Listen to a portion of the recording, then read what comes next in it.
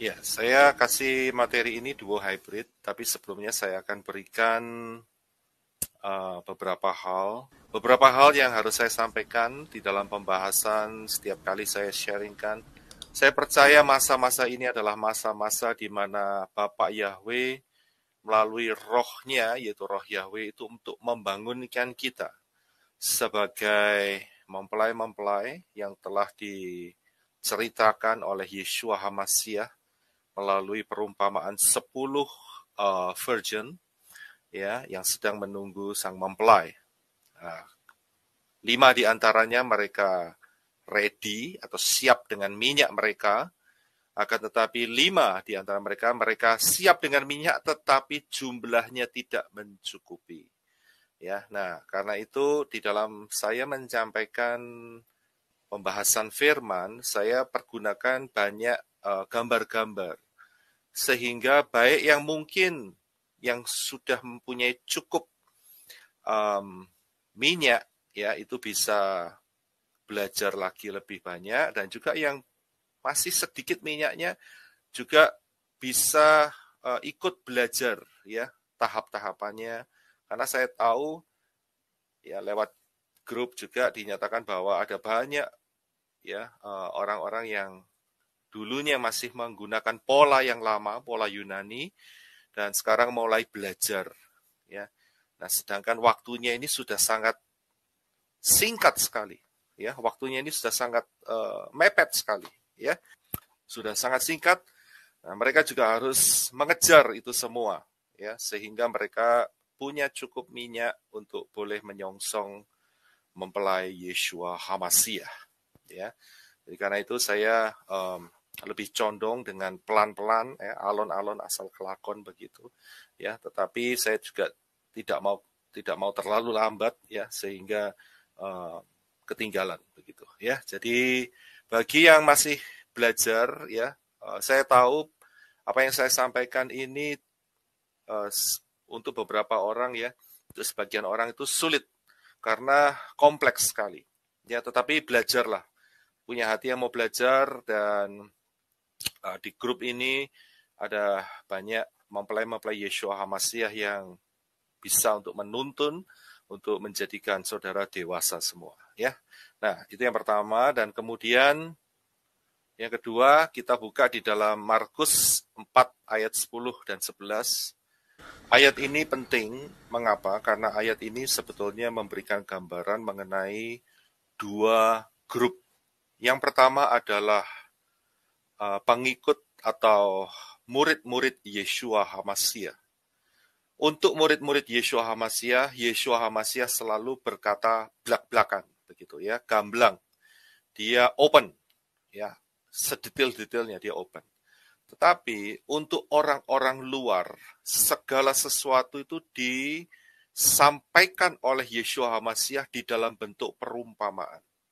Kadang-kadang untuk mengerti perumpamaan itu nggak gampang, ya, karena sulit sekali, dan seringkali orang yang di luar itu mengabaikan perumpamaan. Nah, kalau kita mau jadi yang dapat menerima pengertian yang gamblang, yang bisa menjadi fondasi hidup kita yang baik, ya kita harus berusaha dalam hidup kita ini tidak jadi orang-orang luar, begitu ya. Akan tetapi jadi pengikut-pengikut, yaitu murid-murid Yeshua HaMashiach. Ya, itu yang penting. Karena kalau tidak demikian, selama hidup saudara, saudara akan hanya bisa menerima di dalam bentuk perumpamaan saja.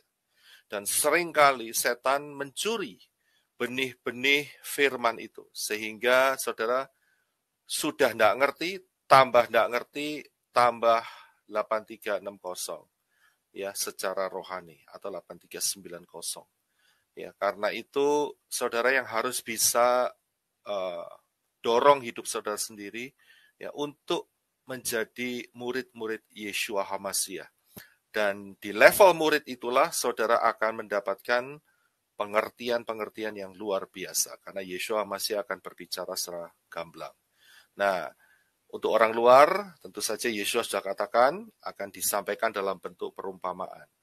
Nah, jadi saya harus utarakan di dalam bentuk perumpamaan-perumpamaan juga begitu ya. Nah, saya harapkan saudara bisa mengerti ya. Bagi yang menangkap perumpamaan-perumpamaan itu, kalau saudara tersinggung berarti itulah saat saudara untuk bertobat dan percaya kepada Bapa Yahweh di dalam Yeshua HaMashiach. Ambil langkah keselamatan, ya, terima Bapa Yahweh dalam Yeshua HaMashiach sebagai Tuhan dan Juru Selamat saudara. Ambil langkah untuk masuk di dalam baptisan dengan nama yang benar, yaitu Yahweh, Yeshua HaMashiach, dan juga di dalam roh Yahweh, yaitu roh Kudus, ya, yang sering kita pakai Ruach HaKodes, gitu. Dan kemudian setelah itu tinggalkan pola-pola yang lama, ya, tinggalkan pola Yunani, penyembahan-penyembahan berhala, Chinese New Year, ya, 25 Desember, tinggalkan itu semua. Pakai pola yang telah ditetapkan oleh Bapak Yahweh, yaitu pola 7 hari raya dan kebenaran firman. Dan yang terakhir, saudara jadi pengikut yang setia, jadi murid yang setia. Berubah di dalam karakter dan menjadi murid yang setia sampai pengangkatan terjadi. Karena pengangkatan sudah tidak lama lagi akan terjadi.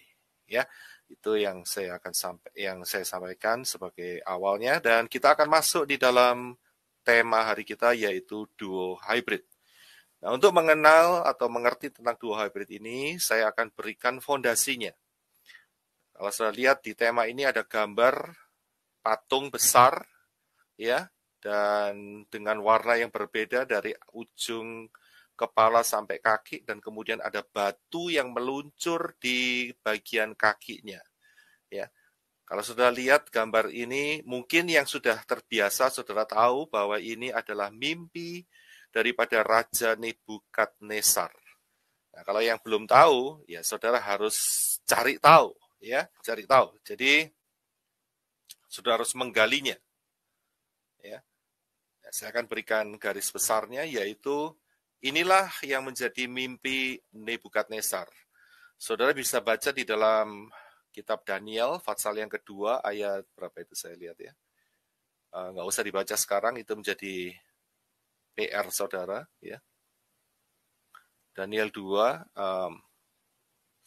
dan Daniel 2 ayat 25, 29, saya kurang lihat. 29 sampai 45. Dan mimpi Raja Nebukadnezar ini paralel dengan mimpi atau penglihatan juga yang diberikan oleh Bapak Yahweh di dalam hidup Daniel. Ya, paralel. Itu ada di dalam Daniel 7 ayat 2 sampai 27. Ya, saudara bisa buka. Saya dengan sungguh-sungguh ya untuk kasih tahu sama saudara. Setelah saudara dengarkan ini semua, saudara wajib untuk baca 2 pasal ini. Kalau tidak, saudara tidak akan ngerti. Ya, baca jangan cuma sekali, tetapi coba baca berkali-kali, dan kemudian saudara perhatikan kembali video ini, sehingga saudara bisa mendapatkan banyak makna yang berharga. Ya, jadi ini berkaitan. Saudara nggak cuma dengar saja dari apa yang saya sampaikan hari ini, akan tetapi saudara juga harus dorong hidup saudara untuk menyelidikin apa ini benar atau tidak, begitu ya, pengajaran yang diberikan hari ini. Karena setiap pengajaran yang saya berikan hari ini itu punya fondasi firman, ya. Saya tidak akan keluar dari firman. Jadi saudara juga harus baca, ya, juga harus baca. Jangan nggak dibaca, asal telan begitu, tidak. Kalau saudara baca, maka itu akan membangun saudara punya pengertian yang lebih kuat lagi, fondasi lebih kuat lagi, ya. Jadi harus dibaca. Ya, nggak mungkin kalau nggak baca. Nah, apa yang dilihat oleh Nebukadnezar adalah sebuah patung yang tinggi besar, dan kemudian kalau saya deskripsikan dengan cepat, yaitu patung itu mempunyai kepala dari logam emas, dan juga setelah itu bagian dada dan lengannya terbuat dari perak, bagian perut dan bagian paha bagian atas terbuat dari tembaga, kemudian bagian kakinya itu adalah besi, ya. Maksud saya bagian legs, ya, bagian apa itu namanya, paha, ya, paha kanan, paha kiri, itu adalah besi, dan kemudian kakinya ada besi dan campuran dengan tanah liat. Dan dia juga melihat bahwa ada batu yang tiba-tiba menghantam bagian kakinya, dan kemudian batu itu menjadi gunung yang besar. Itu yang dilihat oleh Nebukadnezar secara garis besar. Sedangkan untuk Daniel ditunjukkan 4 binatang yang berbeda. Ya, yang pertama singa, yang kemudian 2 adalah beruang, yang ketiga adalah macan tutul, dan yang terakhir adalah binatang dengan bentuk yang aneh dengan bertanduk 10. Ya. Nah, saya tampilkan ini dua-dua untuk menjadi paralel sehingga kita bisa belajar dan saling mendapatkan pengertian yang lengkap. Jadi saya nggak bahas satu-satu begitu, ya. Jadi saya langsung bahas jadi 2. Nah, kita akan lihat detailnya sekarang, ya. Jadi harus ada fondasinya. Kita akan lihat detailnya sekarang. Jadi saya sudah ungkapkan ini garis besarnya. Sekarang kita akan masuk di detailnya. Tapi sebelum masuk di detailnya, saya akan kasih bahwa apa yang dilihat oleh Nebukadnezar dan Daniel itu merupakan fondasi daripada nubuat. Ya. Jadi inilah fondasi nubuat yang dinyatakan oleh Bapak Yahweh kepada Nebukadnezar, dan secara detail itu diberikan kepada Daniel. Ini cukup unik, saudara.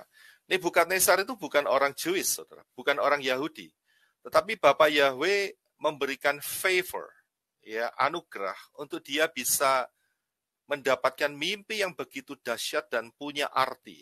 Ya, perhatikan ini mimpi-mimpi yang betul-betul solid, ya. Ini bukan mimpi-mimpi yang sekedar mimpi gitu, ya, yang dilakukan di channel-channel lain begitu, enggak, ya. Ini betul-betul solid, ya. Dan ini hubungannya juga nanti, ya, saya nggak bisa bahas sekarang, akan berhubungan dengan kitab Wahyu juga, ya. Nah, saya harus potong-potong ini pengajaran ini supaya nggak terlalu panjang. Kalau digabung jadi satu ini bisa seminggu nggak selesai-selesai, ya. Jadi saya harus pilah-pilah sehingga saudara juga punya pengertian, bertumbuh dalam pengertian yang benar. Ya, jadi apa yang dialami oleh Nebukadnezar dan Daniel itu merupakan fondasi dari nubuatan. Ya. Dan bagi manusia, dari sisi standpoint manusia, sudut pandang manusia, yaitu diwakili oleh Nebukadnezar, dia melihat kemegahan dunia ini seperti manusia, patung berupa manusia. Ya, itu di standpoint atau viewpoint atau pandangan dari sudut manusia. Itu orang-orang dunia, ya, di luar Yeshua HaMashiach, mereka lihat dunia ini seperti kekuatan manusia yang luar biasa. Tetapi di hadapan Bapak Yahweh, ya, apa yang dilihat manusia yang seperti manusia itu terbalik. Ternyata apa yang dilihat oleh Bapak Yahweh, kerajaan-kerajaan dunia ini seperti binatang, saudara.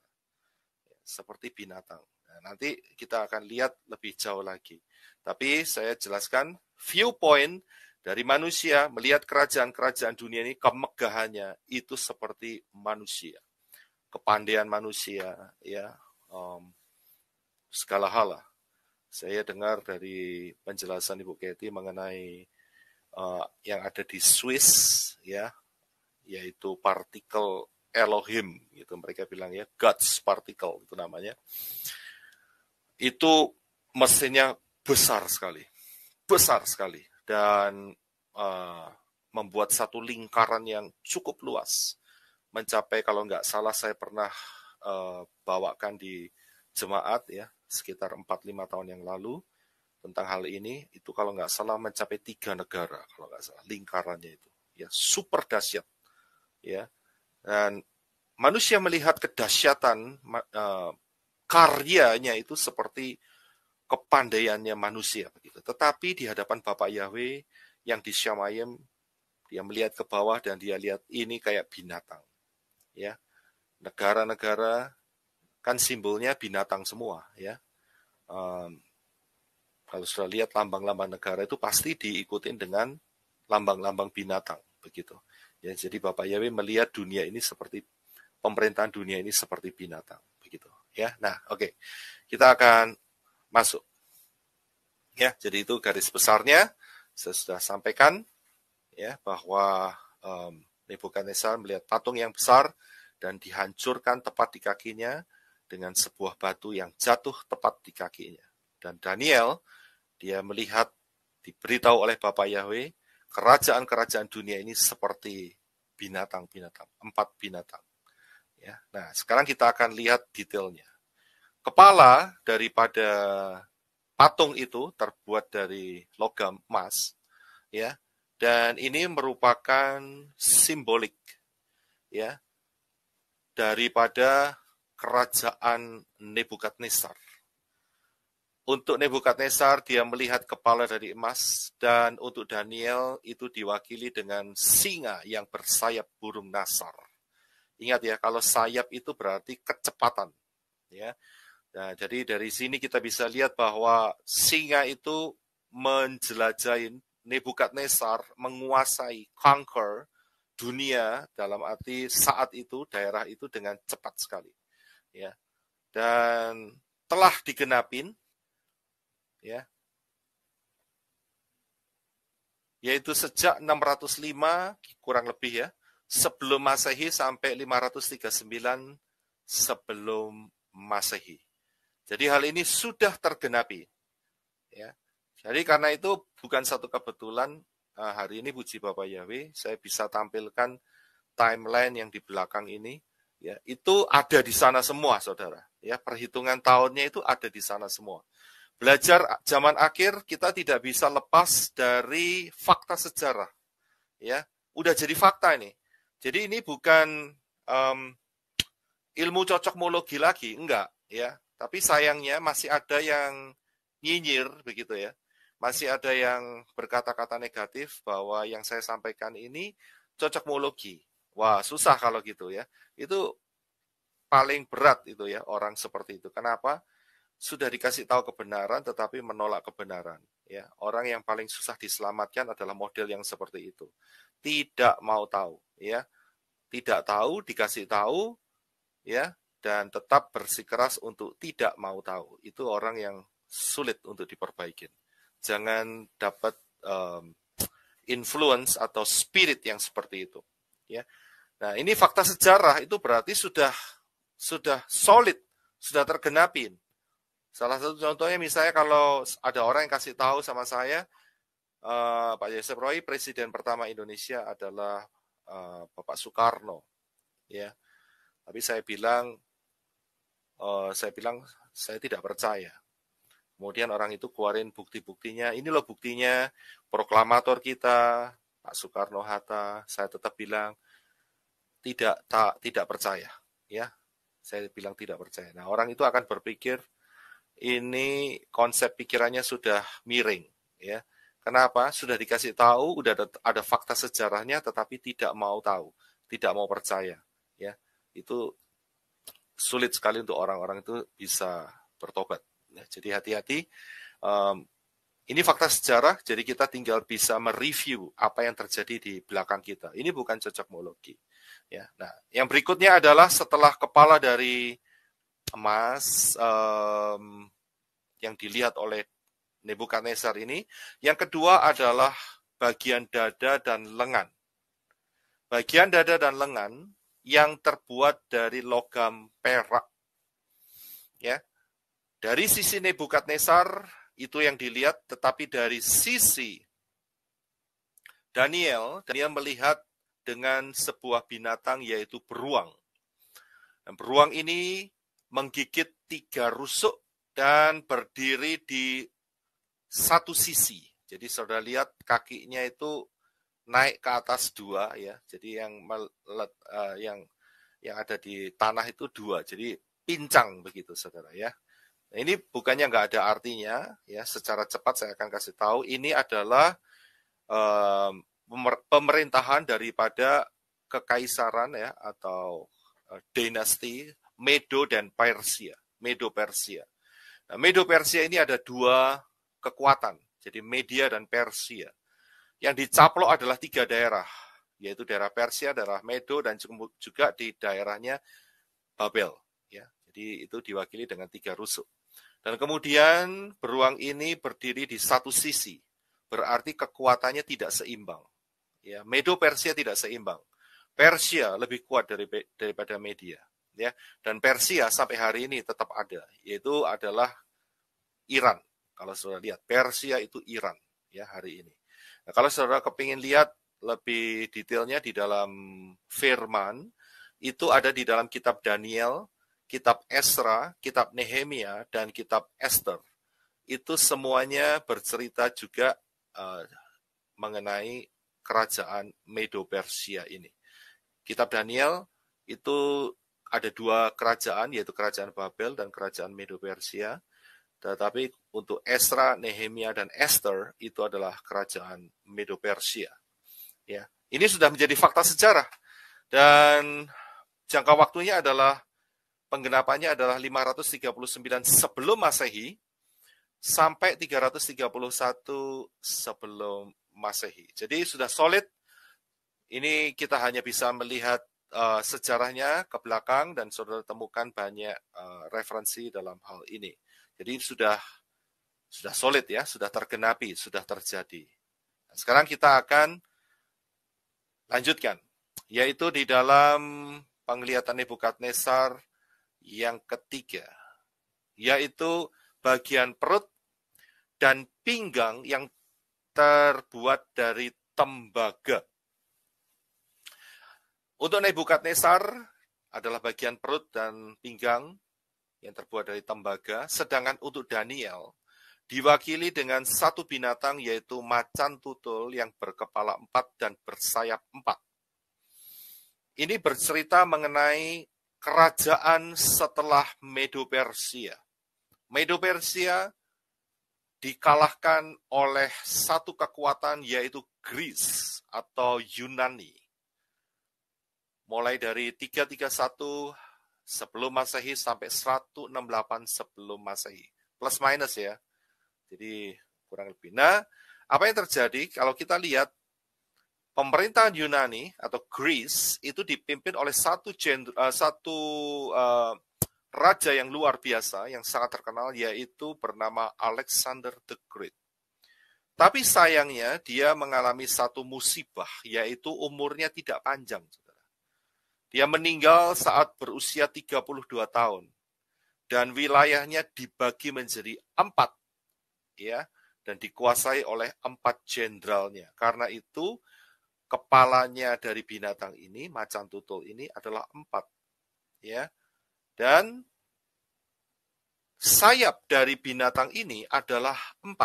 Beda dengan sayap singa yang kita lihat di Nebukadnezar bagian kepala dari emas tadi.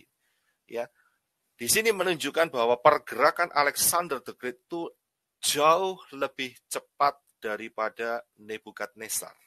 Karena itu diwakili dengan 4 sayap.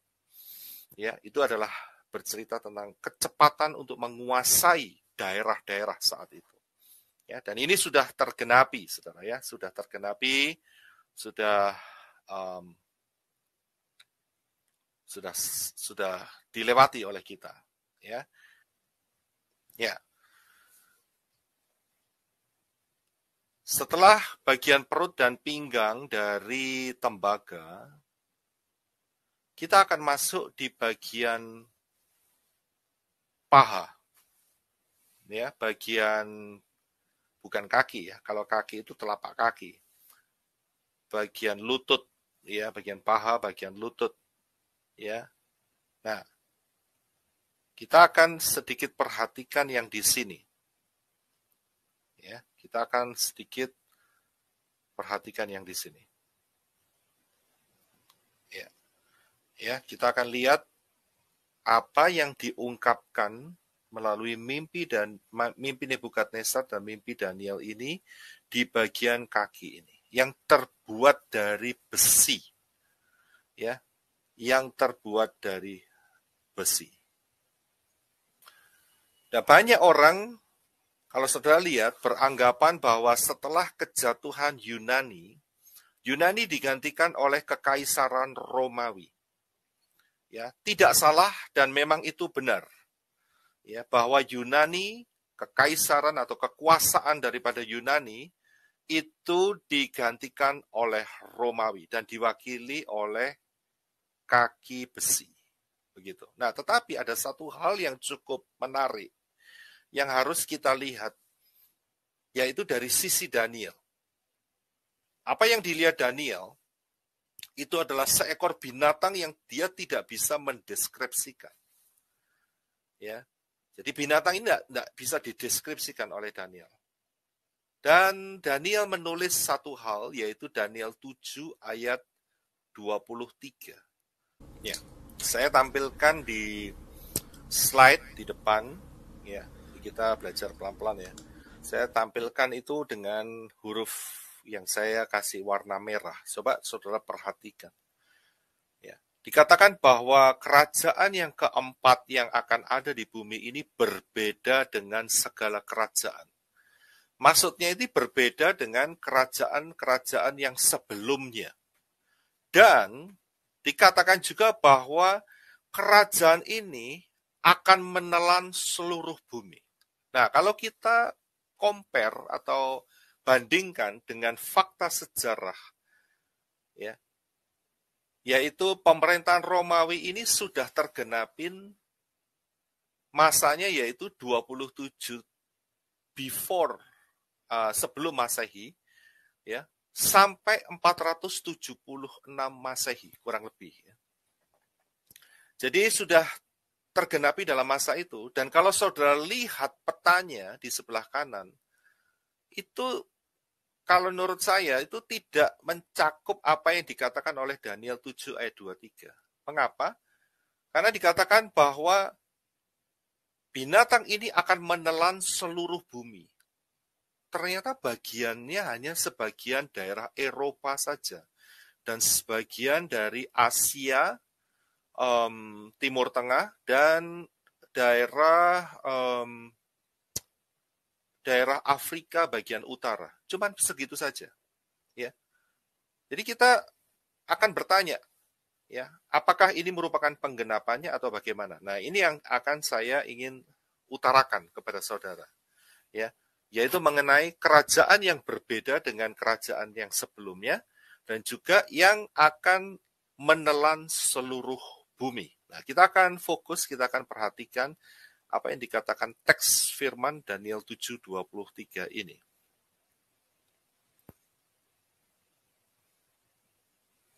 Ya, jadi apa yang membuat binatang keempat ini berbeda dengan kerajaan-kerajaan sebelumnya? Memang tidak bisa disangkali bahwa penglihatan Daniel dan Nebukadnezar ini berbicara tentang kerajaan Romawi, kekaisaran Romawi, yang menguasai daerah saat itu yang memang cukup luas, ya. Tapi dalam hal ini ada sesuatu yang luar biasa yang kita bisa temukan, yaitu di dalam zaman, mulai dari zaman Romawi ini, istilahnya begini, saudara. Romawi ini sebagai satu kerajaan pembuka, begitu, ya. Jadi forerunner, maksud saya begitu, atau pembuka, ya. Karena dia hanya berjangka waktu hampir sekitar hanya 500 tahun, ya, masanya. Ya. Nah, ini yang akan membuka satu dimensi kerajaan yang berbeda, begitu. Tetapi diawali dengan Romawi. Mengapa? Ada beberapa alasan yang saya akan sampaikan, yaitu di dalam zaman Romawi ini, lonceng zaman akhir itu dibunyikan. Ya, lonceng zaman akhir itu dibunyikan. Yaitu dengan satu kalimat, yaitu kerajaan sorga sudah dekat. Itu dimulai ditemukannya itu saat zaman Romawi, bukan Yunani, bukan sebelumnya. Ya, tetapi zaman Romawi. Ayatnya di mana? Coba kita akan lihat di dalam Matius 3 ayat 1 dan Matius 4 ayat 17. Ya. Apa yang disampaikan oleh Yohanes Pembaptis dan Yeshua itu sama, yaitu mereka berdua mengatakan bahwa bertobatlah sebab kerajaan sorga sudah dekat. Jadi lonceng zaman akhir dengan sebuah kalimat kerajaan sorga sudah dekat, itu dikumandangkan oleh Yohanes Pembaptis dan Yeshua HaMasiah. Nah, kapan mereka mengumandangkannya? Yaitu masa pemerintahan Kekaisaran Romawi. Jadi, lonceng ini diberitakan. Nah, kita mau tanya, seberapa dekat sebetulnya ya yang dikatakan oleh Yohanes Pembaptis dan Yeshua HaMasiah? Seberapa dekat? Nah, kalau saudara ingin tahu seberapa dekat, saudara coba belajar, buka di dalam channel yang Genius ini, ya. Saudara buka di materi 2030, ya, dan ada 4 materi yang saya sudah sampaikan, 4 pembahasan, yaitu mengenai misteri 2030. Saudara buka di sana, dan saudara akan temukan satu timeline saat Yeshua HaMasiah ada di muka bumi, itu dia mati di atas kayu salib tahun 30 Masehi, ya, berarti berdasarkan pola 7 hari, ya, pola angka 7, maka sisa waktu yang ada adalah 2 hari atau 2000 tahun. Karena itu Yohanes Pembaptis dan Yeshua berkata, kerajaan sorga sudah dekat. Ya, karena waktunya tinggal 2 hari, saudara. Waktunya tidak lama lagi. Ya, bahkan kalau dilihat dari waktu kita sekarang ini, akan jauh lebih singkat lagi. Mengapa? Karena kita akan memasukin ya penggenapan 2 hari itu. Ya, 2 hari itu yaitu tahun 2030. Nah, karena apa? Yeshua mati tahun 30, kalau ditambah 2000 maka akan keluar satu angka yaitu 2030. Nah, sedangkan kita sekarang hari ini adalah tahun 2022. Ada 8 tahun ke depan di mana penggenapan ini akan terjadi. Jadi kita harus berjaga-jaga. Pengangkatan sudah tidak lama lagi. Dan saudara harus ingat bahwa tahun 2030 itu harus dikurangin 7 tahun. Di mana akan ada 7 tahun masa yang ditetapkan oleh Bapak Yahweh, yaitu minggu ke-70 Daniel. Ya, jadi tahun depan adalah tahun 2023. Disitulah kita secara officially, ya, saya nggak tahu bulan berapa, ya, sangat possible kemungkinannya akan memasukin cycle 7 tahun yang terakhir ini. Ya, karena itu Yeshua berkata, waktunya sudah sangat dekat, ya, kerajaan sorga sudah sangat dekat, tidak lama lagi, ya, tidak lama lagi. Kita berjaga-jaga, ya, tujuan kita sampai di pengangkatan, fokus kita sampai di pengangkatan, ya, karena begitu kita sudah terangkat, maka luar biasa, ya, kita tidak akan pernah mengalami kematian lagi. Kita akan hidup bersama Bapa Yahweh di dalam Yeshua Masiah selama-lamanya. Ya, itu yang pertama. Jadi lonceng kerajaan surga sudah dekat itu dikumandangkan saat pemerintahan kerajaan Romawi. Yang kedua, kita akan baca yaitu di dalam Yohanes 4 ayat 21 sampai 24. Ini yang membuat kerajaan yang keempat ini berbeda dari kerajaan sebelumnya. Yohanes 4 ayat 21 sampai yang ke-24. Ya, setelah kematian Yeshua HaMasiah dan kebangkitannya pada hari ketiga setelah Yeshua mati di atas kayu salib, terjadi sebuah struktur penyembahan yang berbeda.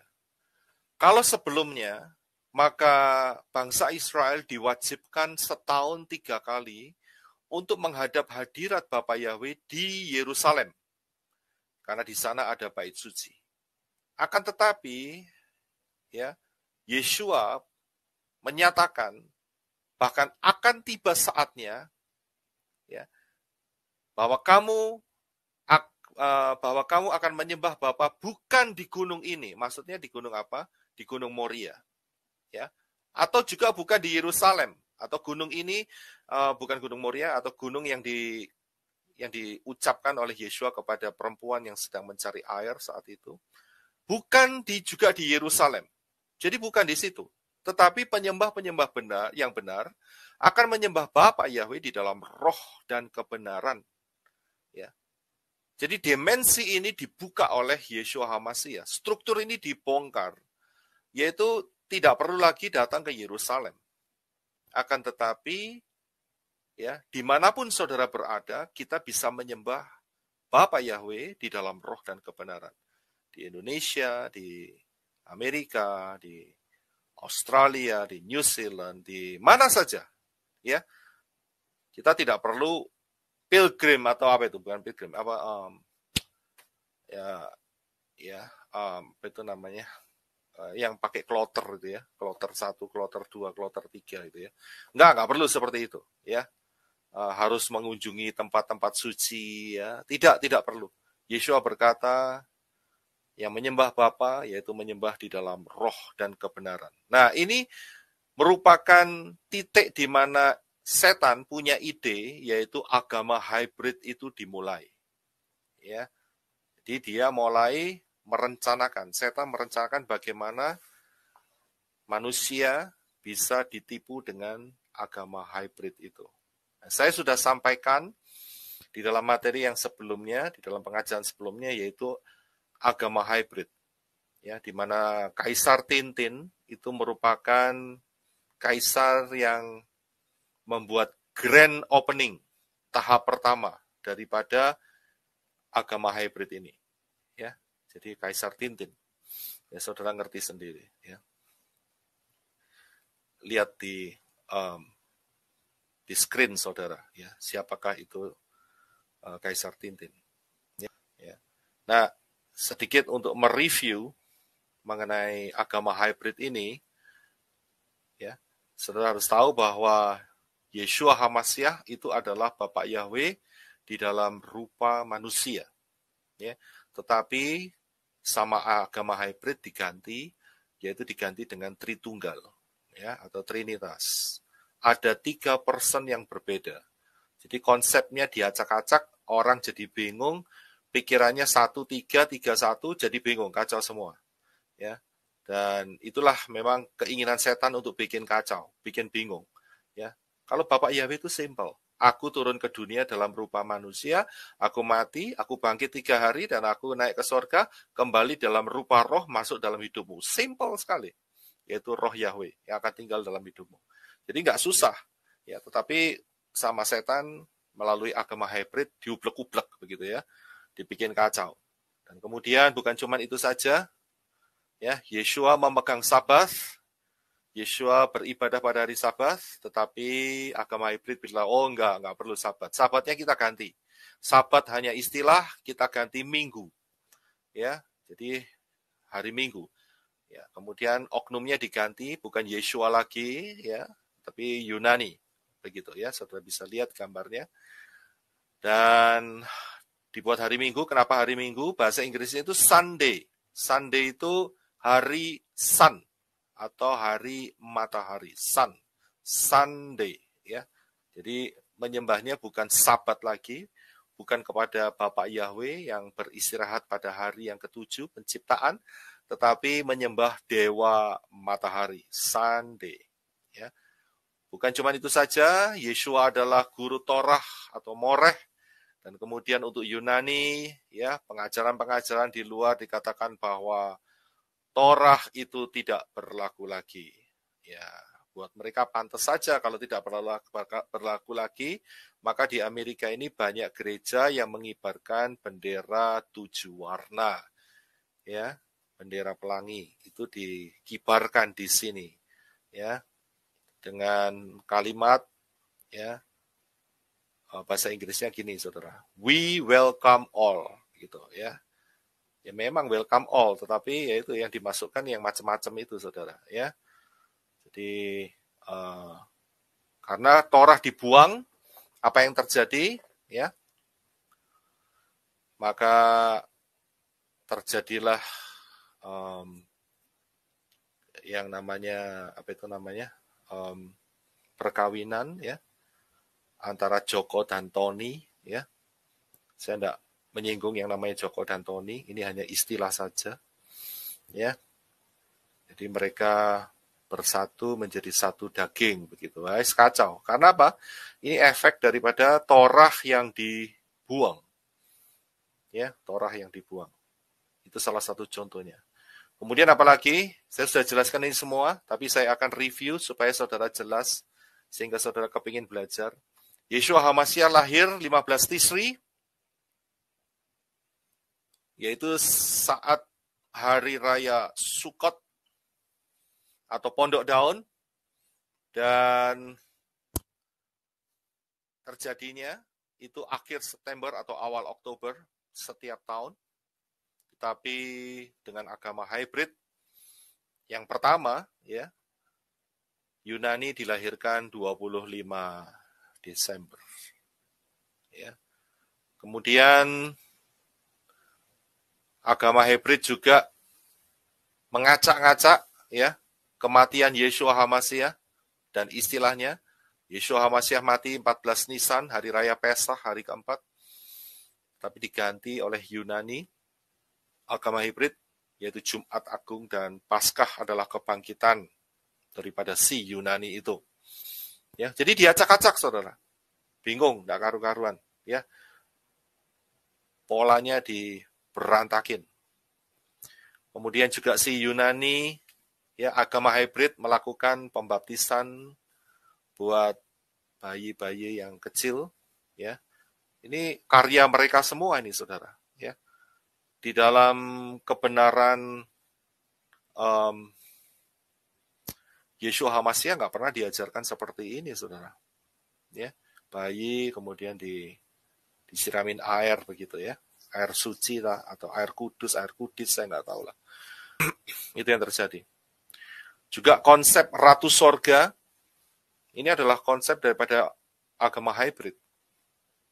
Ya, saudara tahu asalnya yaitu Semiramis. Saya sudah jelaskan. Saudara yang ingin tahu dan harus belajar mengenai agama hybrid, ya, ratu sorga.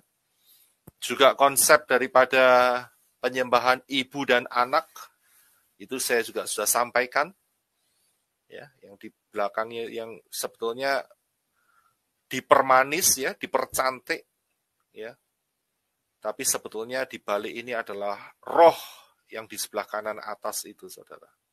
Ya, saya juga sudah sampaikan itu. Itulah roh yang memanipulasi manusia ini, ya, dengan keindahan-keindahan dan holiness, kekudusan, tetapi di balik itu adalah kekudisan semua. Ya, jadi jangan ketipu lah, kita harus jenius ya, nggak boleh jadi 8390 atau 8360. Ya. Dan kemudian juga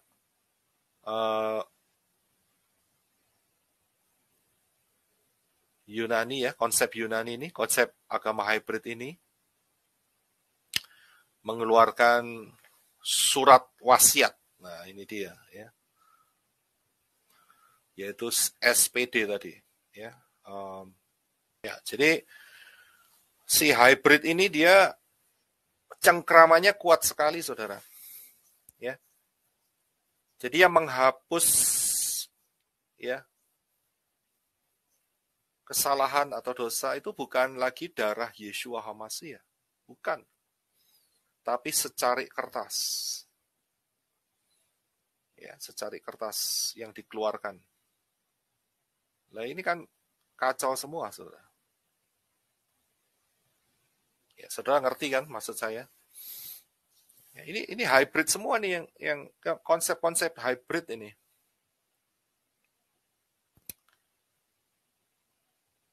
Nah, ini dia. Saya ingin sedikit bahas soal ini. Kenapa kita tidak pakai kata Kristus? Ya, ini ada yang tanya nih di grup nih. Ini bisa jadi penjelasan sekalian nih. Ya, sebetulnya di dalam agama hybrid itu ada mereka menyediakan 3 jenis minyak, saudara. Ya, dan salah satunya saya nggak usah bahas di sini, saudara bisa temukan ini di channelnya Papi Lukas juga ada nih, channelnya Dedi Yakub juga ada. Ya, saudara bisa langsung aja ke sana. Saya hanya berikan ringkasannya saja. Jadi ada satu minyak yang namanya minyak krisem, gitu. Nah, itu sejarahnya begini, ya. Sejarahnya begini. Jadi mereka dulu penyembahan berhala, ya ada satu kuil namanya kuil 1000 wanita, ya. Dan mereka kalau mau mengangkat ya imamnya, ya itu seorang perempuan harus yang virgin ya.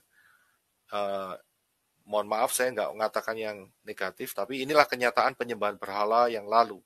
Ya mereka harus anak ini atau perempuan muda ini harus bersetubuh dengan salah satu patung, ya, dan virginity-nya itu harus dirobek oleh salah satu patung, ya. Nah, supaya nggak sakit itu dikasih minyak, saudara, ya, yaitu namanya minyak krisem tadi, ya. Dan kemudian perempuan muda ini boleh menikah dan kemudian anak yang pertama itu dikasih gelar yang diurapi atau Kristus, ya. Jadi ini adalah sejarahnya. Jadi perempuan itu harus bersetubuh dengan salah satu dewa, ya, dan dewa itu merobek keperawanan perempuan itu, dan kemudian setelah itu perempuan itu menikah dan anak yang pertama itu dikasih gelar Kristus, begitu. Ya, jadi ini yang menjadi latar belakang kenapa kita tidak menggunakan kata Kristus, tetapi kita menggunakan pola yang benar, yaitu Masias atau Hamasiah.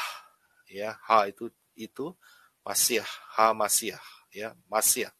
Jadi itu uh, yang akan saya sampaikan soal ini. Ya, jadi bisa menjadi pengertian sehingga kita tidak menggunakan istilah-istilah yang mengandung konotasi paganisme. Ya, jadi itu tahap yang pertama. Ya, ini yang saya ingin sampaikan. Jadi kalau saudara lihat tadi Roma itu dia jatuh, ya kerajaan Romawi jatuh sekitar tahun 450 setelah Masehi. Dan setelah itu terjadi sebuah perpecahan, yaitu bagian barat dan bagian timur dari kerajaan Romawi. Karena kaisar saat itu berpikir bahwa terlalu luas sehingga mereka bagi dua. Nah, inilah yang sebetulnya merepresentasikan dari dua paha patung daripada Nebukadnezar tadi. Ya. Jadi dua lutut, dua paha ini itu merepresentasikan tentang kekaisaran Roma yang terbelah menjadi dua. Yang di bagian barat itu ibu kotanya adalah Rome tetap, tetapi yang bagian east atau bagian timur itu adalah Konstantinopel. Ya.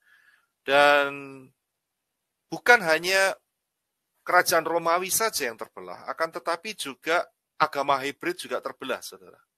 Ya. Yang di bagian barat, ya, bagian Rome itu tetap mereka dikuasai oleh lemak ikan. Ya, kalau saudara ngerti lemak ikan, lemak bahasa Inggrisnya apa? Ya, ikannya nggak usah diganti, gabungin aja. Itu lemak ikan. Ya, Itu yang istilah saya bisa berikan. Ya, dikuasai oleh lemak ikan tadi, ya, sampai hari ini tetap ada di sana. Tetapi bagian timur itu ibu kotanya adalah Konstantinopel. Dan ya, yang ada di sana adalah Ortodoks. Kalau saudara tahu yang namanya kepercayaan Ortodoks, ya, itu asalnya dari sini, saudara.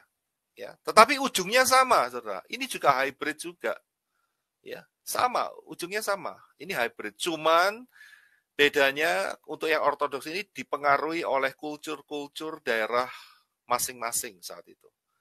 Ya, jadi memang ada perbedaan ya, cara pakaian dan sebagainya, tetapi sebetulnya konsepnya sama.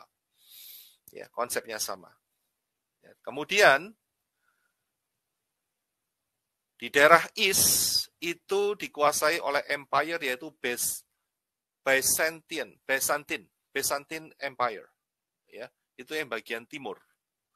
Ya, ini fakta sejarah, jadi saudara bisa perhatikan. Nah, masalahnya adalah Empire Byzantine ini dia hanya bertahan sampai sekitar tahun 1453. 1453, kemudian Kekaisaran Romawi Timur ini runtuh. Ya, runtuh. Ya. Dan dimulailah strategi Satan untuk memasukkan hybrid tahap yang kedua. Ya, ini dia yang saya mau jelaskan mengenai duo hybrid.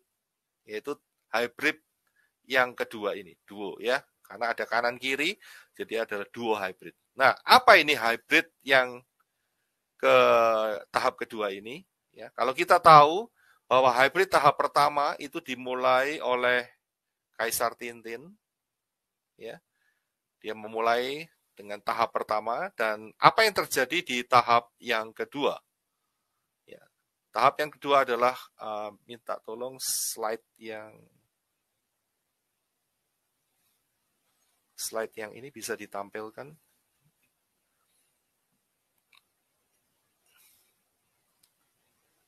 Ya, ini adalah hybrid yang tahap yang kedua. Sebentar ya. Nah, tapi untuk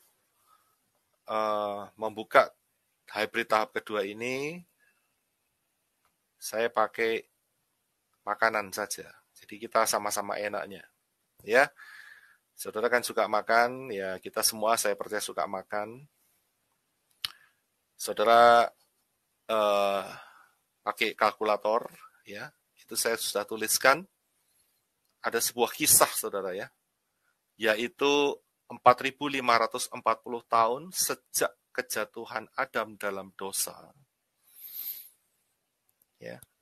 Dan saya kasih catatan di sana, Adam jatuh dalam dosa tahun 3970 sebelum Masehi. Jadi saudara tahu, kira-kira sendiri saudara tahu.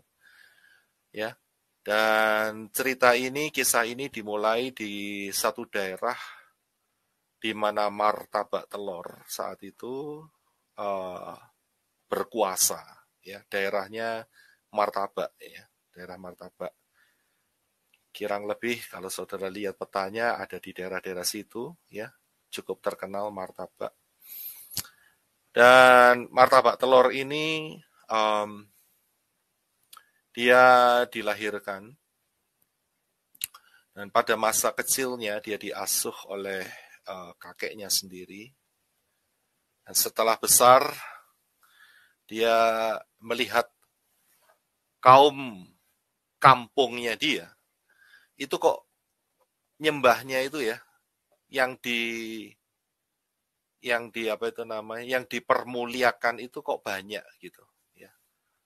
Jumlahnya kok 360 begitu ya.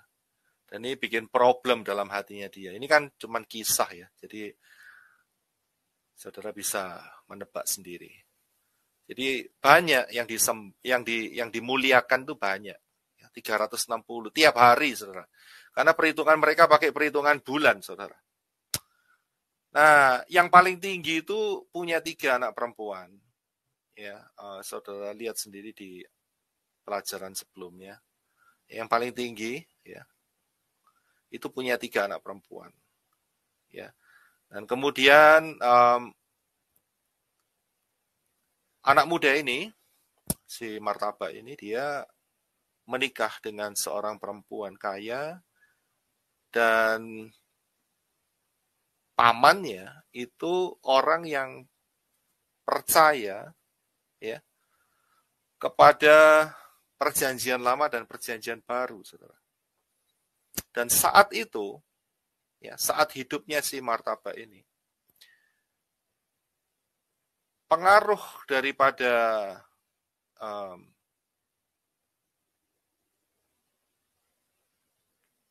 orang-orang yang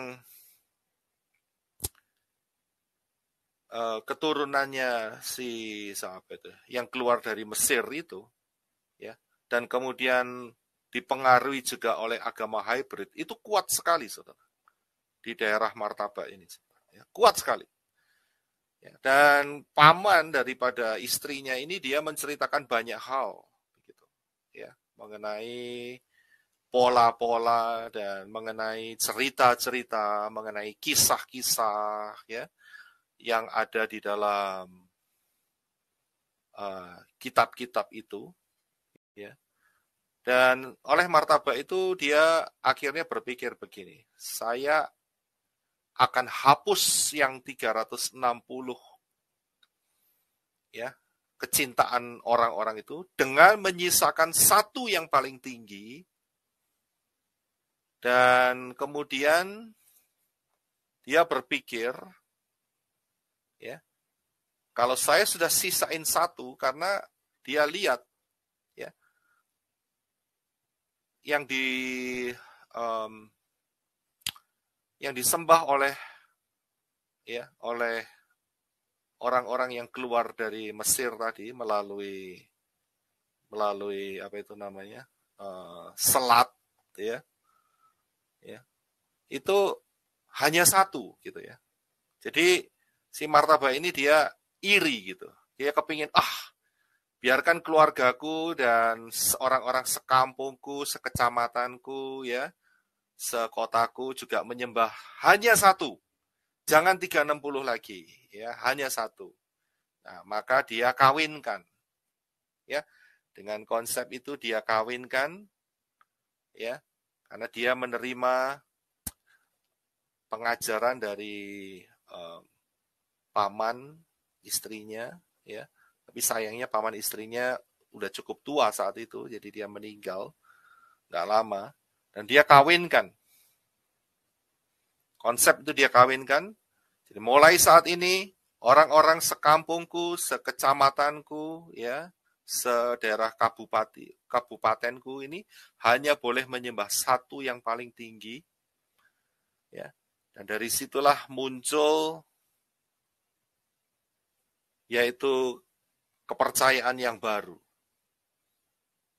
ya, kepercayaan baru yaitu kepercayaan terang bulan, dan makannya harus di bawah sinar bintang kecil.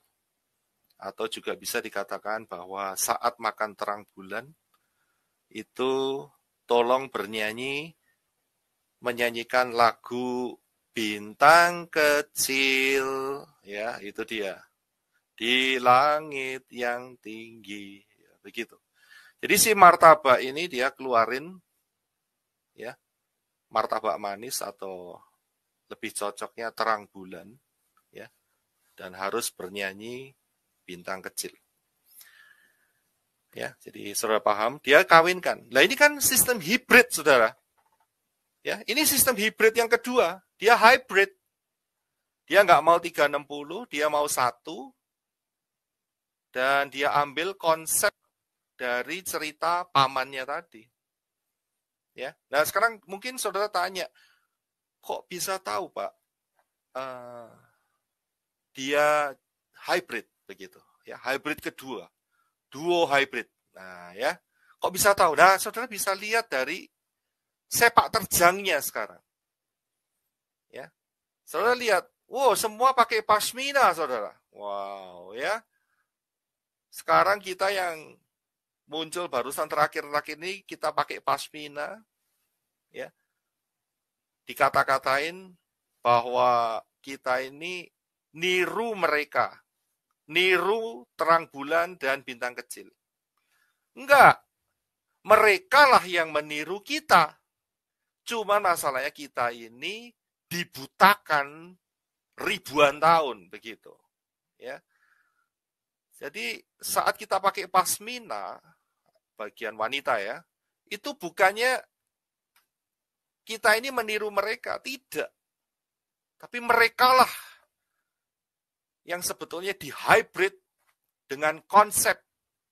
Sebetulnya benar, saudara, tetapi dihybrid dengan yang satu dari 360 itu. Begitu. Itu yang pertama yang kita bisa lihat. Yang kedua, saudara akan di kitab mereka, di surat-surat mereka, ya, mereka akan saudara akan temukan banyak kisah yang hampir sama nama-namanya dengan apa yang ada di Tanak. Saudara ngerti ya Tanak ya? Torah, Nevi'im, Ketuvim. Yang ada di Tanak, namanya sama. Bahkan, ya, mereka juga punya nabi yang angka gematria plat nomor lucu itu adalah 154. Nah, itu dia. Saudara ngerti ya? Ya, Pak besar sendirilah. Ya, angka gematrianya plat nomor Indonesia yang unik ya, yang antik itu adalah 154. Itu ada nabinya. 154. Mereka akui itu. Dan dari mana ceritanya? Karena hybrid tadi, saudara. Ya, karena hybrid. Karena si martabak ini dia menghybrid gambar yang di sebelah kiri atas tadi. Ya, di hybrid. Nah, bukan cuma itu saja. Ya, banyak sekali yang di hybrid. Karena itu saudara temukan di kisah-kisah mereka itu ada yang mirip. Kalau di dalam Tanak yang dikorbankan adalah tertawa. Ngerti ya, saudara ya? Ngerti ya? Tertawa maksudnya apa? Karena saat itu Bapak Yahweh mengunjungi seseorang yang tua, yang usianya sudah 99 tahun, yang berkata, tahun depan istrimu akan punya anak. Dan istrinya tertawa. Bapak Yahweh berkata, kamu ketawa ya? Istrinya ngomong tidak.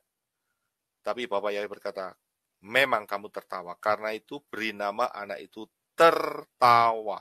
Nah, itu yang benar, Tanak, tertawa. Tetapi, buat si martabak tidak mau pakai yang tertawa. Dia pakai yang satunya, kokonya. Ya, di mana dijelaskan, yang dijelaskan kalau saudara baca adalah keledai. Itu dia. Itu yang dikorbankan. Ya, si keledai itu. Jadi bukan Ishak, tapi bapaknya sama, saudara. Ya. Bedanya cuma huruf depannya saja. Kalau yang di Tanak itu pakai up, kalau yang di martabak pakai ip, gitu aja. Iya toh.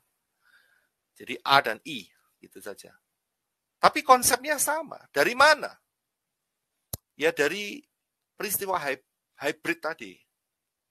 Dan juga tiap tahun mereka mengorbankan itu dia. Ya, kambing. Ya. Ada yang lebih besar itu ya. Nah, setelah dikorbankan kan mereka bagi-bagi ya kan. Sama orang-orang tetangganya, kerabatnya, kan dibagi-bagi. Nah, saat dibagi-bagi kan masa langsung dibuang kan enggak kan ya. Ya mereka olah. Ada yang jadi sate kambing, ya kan? Ada yang jadi gulai kambing, ya kan? Mungkin ada yang masih utuh, jadi kambing guling, begitu. Tapi konsepnya kan sama, saudara. Dan tiap tahun mereka lakukan ini. Ya, jadi di hybrid. Ya, konsep hybrid. Nah, saya akan jelaskan setelah konsep hybrid ini berkembang luas, maka grup mereka menyerang Byzantine, sehingga Konstantinopel diganti menjadi Istanbul. Dan sekarang itu ada di daerah Turkiye. Nah, saya harus ngomong Turkiye karena sudah ganti nama mereka. Tidak mau lagi namanya Turki. Ya, dipikir kalkun. Tapi diganti namanya Turkiye. Nah, gitu, pakai Y. Ya. Nah, kalau saudara kepingin lihat benderanya, itu bagian kanan bawah. Saudara akan bisa mengerti. Sama dengan ini dia. Makanan kesukaan saudara. Ya, isi kacang, isi coklat. Ya, mantap sekali. Tapi harus bernyanyi bintang kecil di langit yang tinggi gitu. Ya. Jadi sejak saat itu maka berkuasalah duo hybrid. Ya, karena Romawi hancur, selesai, ya, digantikan kerajaan-kerajaan kecil, tetapi agama hybrid tetap eksis sampai hari ini. Walaupun memang ada perpecahan-perpecahan, pasti ada. Ya, ada yang protes-protes, ya.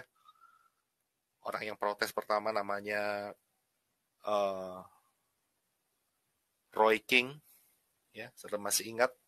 Itu ada di materi yang sebelumnya. Ya. Jadi inilah yang disebut sebagai duo hybrid. Yang satu adalah, ya, posisinya, letaknya ada di lemak ikan. Dan yang kedua, nah ini dia, ya, ada di,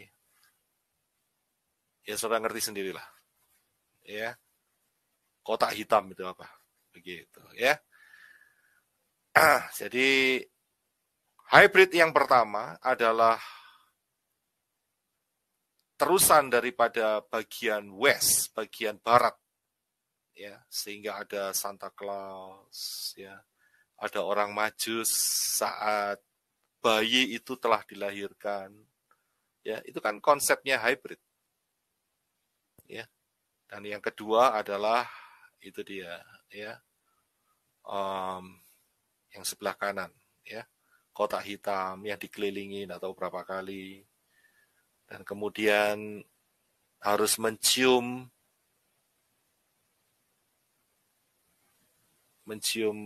si batu ini, ya. Mereka bilang katanya kalau bisa menyentuh itu dosanya bisa terserap. Nah kalau tidak bisa tersentuh gimana? Kalau cuma kisbai, apakah dosanya bisa terserap? Nah itu saya nggak tahu. Tanyakan sendiri. Dan kalau saudara dengar ini semua, ya, saudara bertobat. Inilah saatnya untuk bertobat. Ya, inilah duo hybrid. Nah, saya akan teruskan. Nah, sekarang tadi bagian kaki, ya. Bagian, maksud saya bukan kaki, ya. Maksud saya bagian lutut, bagian paha, paha kanan, paha kiri adalah bagian barat dan timur. Itulah duo hybrid yang ada sampai hari ini. Nah, sekarang kita lihat bagian kaki. Ya, bagian kaki, telapak kaki maksud saya, itu adalah sebagian dari besi dan sebagian dari tanah liat. Untuk Daniel, itu tetap dilambangkan sebagai binatang untuk Daniel. Nah, banyak orang beranggapan bahwa inilah persatuan daripada Uni Eropa. Begitu. Tetapi kalau sudah lihat, tidak demikian. Ya. Ini adalah lambang yang sudah ada di tengah-tengah kita. Yaitu adalah persekutuan badak dan babi. Saudara, ya. Persekutuannya badak dan babi. Badak itu kan kuat, babi kan lemah. Itu kan ada besi sama tanah liat. Ya. Jadi inilah yang menguasai dunia kita sekarang. Ya, inilah yang menguasai dunia sekarang. Dan lebih kental lagi, semua putusan mereka harus ditaati oleh seluruh dunia. Ya, keputusan dari badak dan babi tadi. BB kan? Ya, jadi saudara paham di sini. Ini ada di depan kita. Ya, saudara bisa cari sendiri rencananya apa mereka. Mereka sudah punya master plan ke depannya bagaimana. Dan disinilah kita berada sekarang. Di posisi inilah kita berada sekarang. Ya. Dan setelah ini kita melihat yang selanjutnya adalah 10 jari.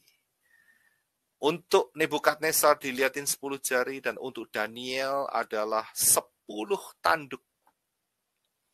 10 jari kaki adalah sama dengan 10 tanduk. Ya, ini adalah kelanjutan dari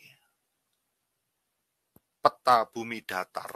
Ya, ini dia ya, saudara tak kasih tahu. Ini gambar ini itu gambarnya bumi datar, saudara. Peta bumi datar.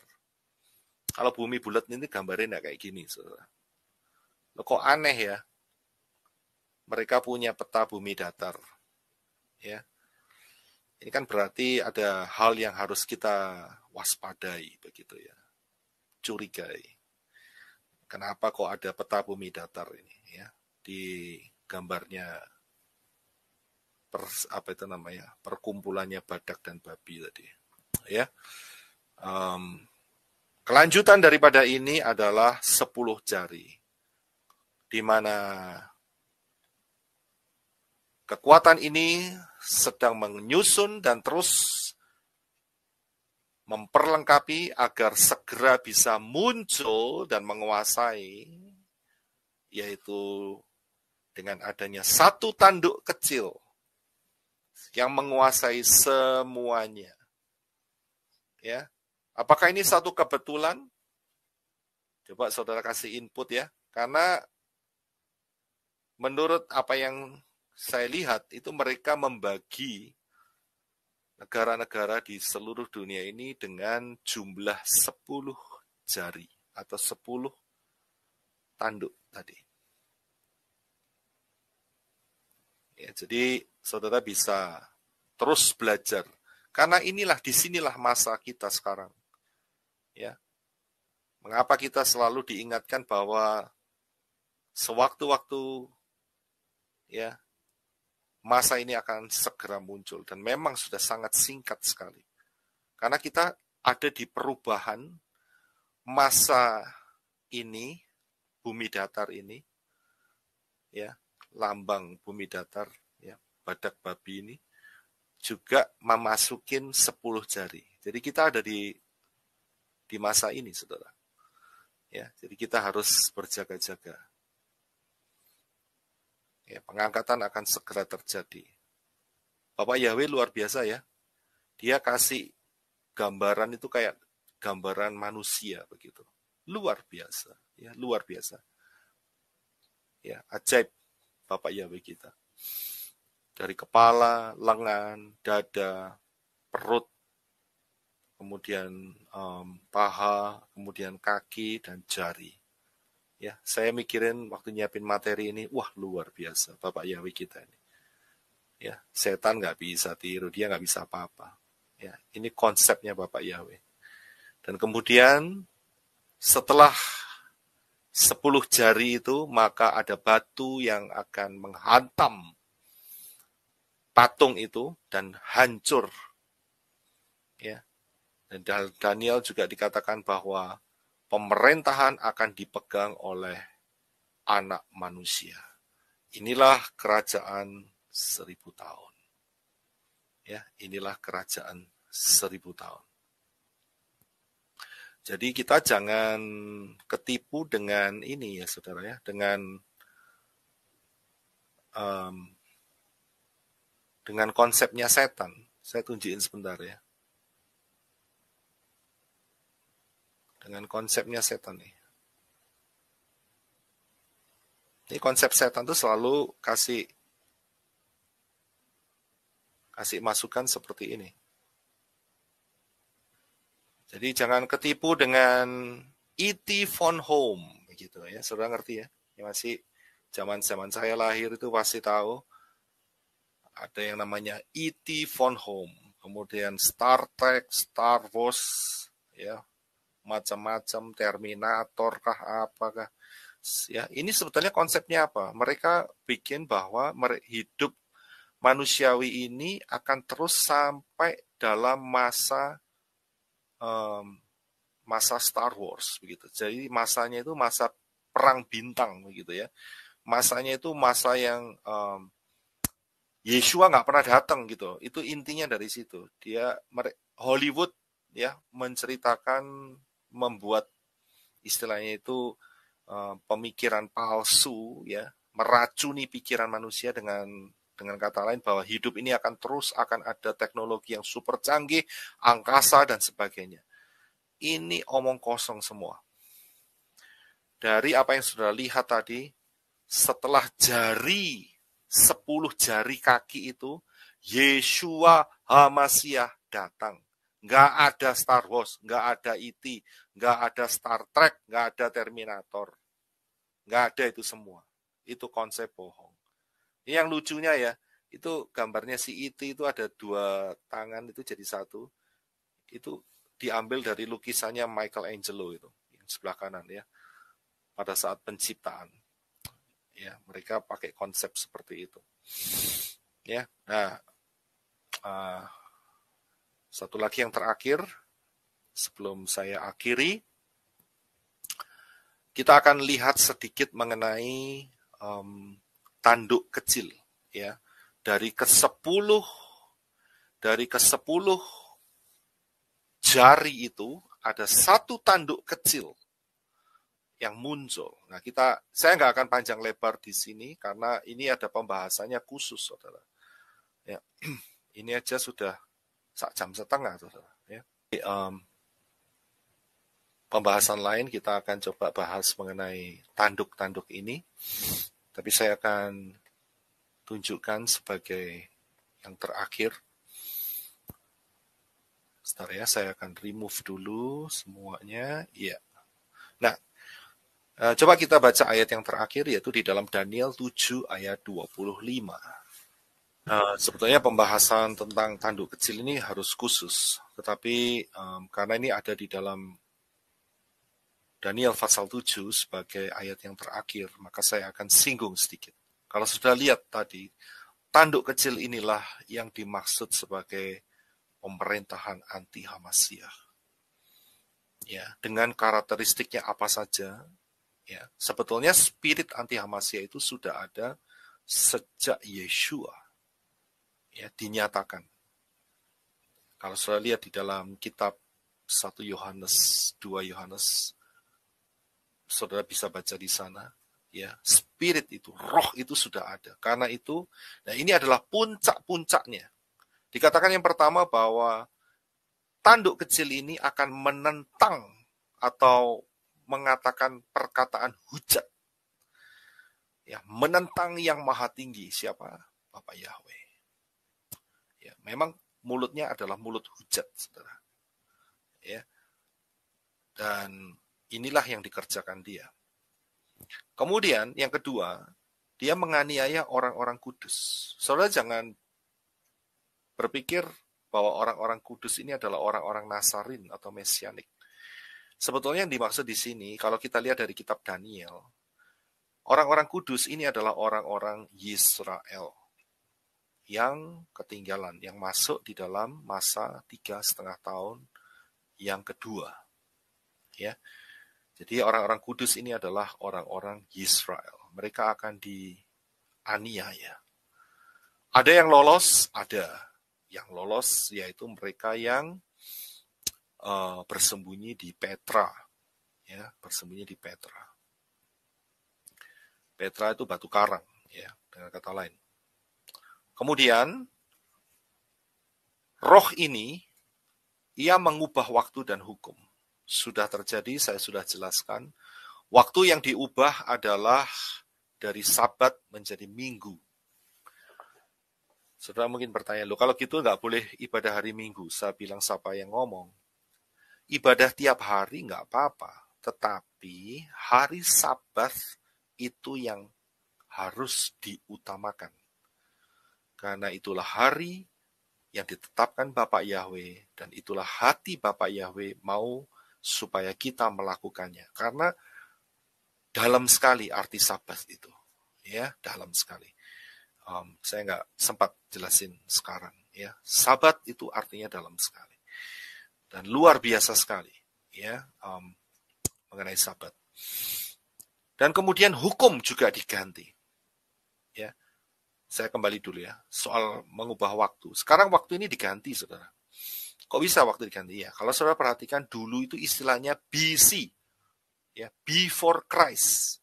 Tapi sekarang jadi BCE atau Before Common Era. Semua diganti. Kemudian dulu adalah AD. AD itu Anno Domini, the year of my Lord. Ya. Diganti menjadi CE, yaitu Common Era. Mereka ganti itu semua. Kemudian bukan waktu saja, tetapi juga hukum diganti. Hukum apa?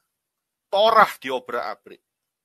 Ya, sehingga muncullah si badak babi tadi dengan agama barunya, dan mereka melegalkan pembunuhan, ya,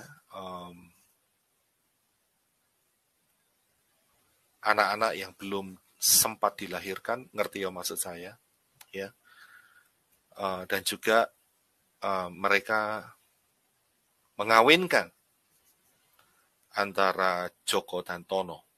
Ya, itu hanya istilah ya, saya tidak menyinggung Pak Joko atau Pak Tono, tidak, ya, itu hanya istilah. Begitu ya, melegalkan itu dia, ya, ya itu tadi Joko dan Tono tadi, ya. Begitu juga yang perempuan juga sama, ya. Jadi diobrak-abrik semua dunia ini. Nah, yang terakhir mungkin saudara tanya, kalau gitu jalur yang benar yang mana nih? Ya, saya akan singkat saja sebelum saya akhiri. Jalur yang benar adalah dari Adam ke Seth. Karena kalau Adam ke Kain, Kain melakukan perkara yang jahat, yaitu membunuh adiknya. Karena itu Adam itu menyesal sekali dia jatuh dalam dosa. Karena itu dia ajarkan yang benar kepada Seth mengenai penyembahan kepada Bapak Yahweh. Dan Seth menurunkan ke Nuh menurunkan ke anaknya yaitu Sem, Semitic Sem, ya.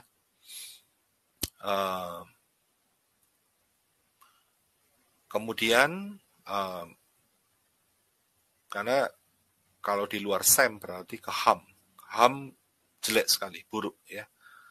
Mengerikan kalau ke Ham, ya. Jadi turunnya ke Sem, dan kemudian Sem menurunkan ke Abraham. Dari Abraham, Yisak dan Yakub menurunkan Israel dan Musa. Musa kemudian yang memegang Torah dan melanjutkannya sampai ke Yeshua HaMashiach.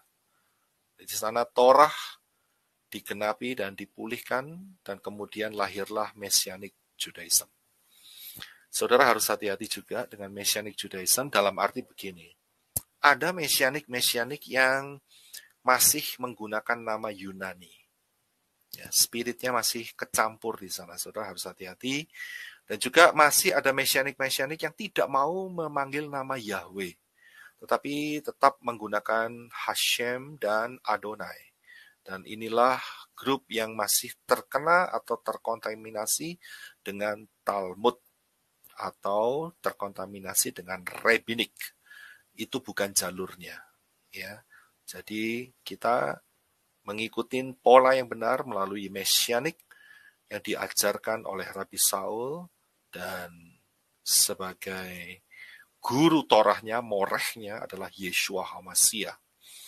Ya, jadi kita harus mengikuti pola yang benar, memanggil Bapak Yahweh, Bashem Adonai Yeshua HaMashiach. Ya, saya rasa penjelasan saya akhiri di sini dulu, yaitu mengenai duo hybrid. Dan mungkin di kesempatan lain saya akan lanjutkan mengenai hal yang lebih spesifik. Bapak Yahweh memberkati.